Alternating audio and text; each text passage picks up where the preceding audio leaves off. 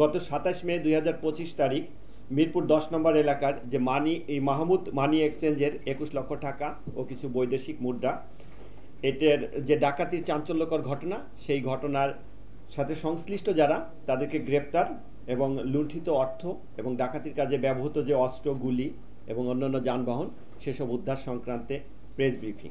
গত ২৭ মে ২০২৫ তারিখ সকাল অনুমান ৯:৩০ ঘটিকার দিকে মাহমুদ মানি এক্সচেঞ্জ নামক একটি প্রতিষ্ঠানের মালিক রাসেল এবং তার ভগ্নিপতি জাহিদুল হক চৌধুরী দুজনে তাদের মিরপুর ১১ নম্বরের বাসভবন থেকে একটি কালো ব্যাগে ব্যবসায়িক ২১ লক্ষ টাকা এবং বেশ কিছু বৈদেশিক মুদ্রা সঙ্গে নিয়ে ব্যবসা প্রতিষ্ঠানের উদ্দেশ্যে পায়ে হেঁটে যাওয়ার পথে এই ঘটনাটি ঘটে।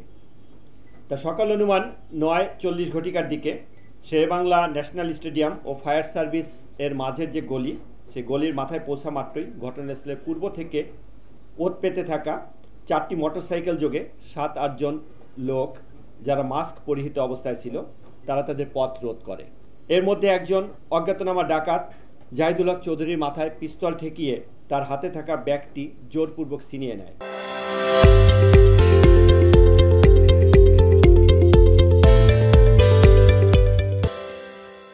জাহিদুল হক এবং তার শ্যালক মানি এক্সচেঞ্জের মালিক রাসেল তারা ডাকাত দলকে প্রতিরোধ করার চেষ্টা করলে অজ্ঞাতনামা মুখোশধারী একজন ডাকাত পিস্তল দিয়ে ফাঁকা এক রাউন্ড গুলি করে ভীতির সৃষ্টি করে এবং অন্য একজন ডাকাত ধারালো চাপাতি দিয়ে জাহিদুল হক চৌধুরীর কোমরের বাম পাশের নিচের মাংসপেশিতে আঘাত করে।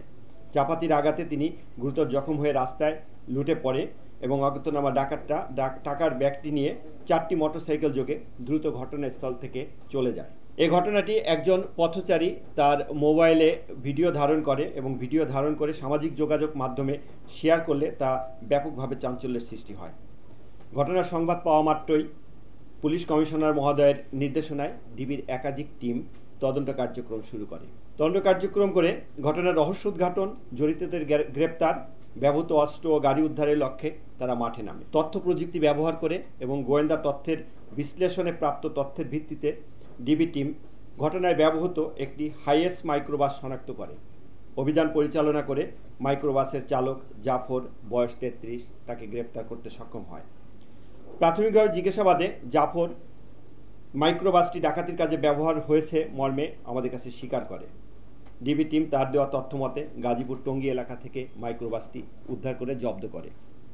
এছাড়া তথ্য প্রযুক্তির চূড়ান্ত বিশ্লেষণে প্রাপ্ত তথ্যের ভিত্তিতে ডিবির একাধিক টিম একই সাথে ঢাকা, বরিশাল, পটুয়াখালী, ময়মনসিংহ ও যশোর জেলার বিভিন্ন স্থানে অভিযান পরিচালনা করে ডাকাতির সাথে সরাসরি জড়িত ডাকাত দলের মূল পরিকল্পনাকারী জলিল মোল্লা সহ অপরাপর ডাকাত সদস্য মোস্তাফিজ, পলাশ, দীপু, সোহাগ সহ মোট ৬ জনকে গ্রেপ্তার করতে সক্ষম হয়। এদের সকলেই পেশাদার ডাকাত।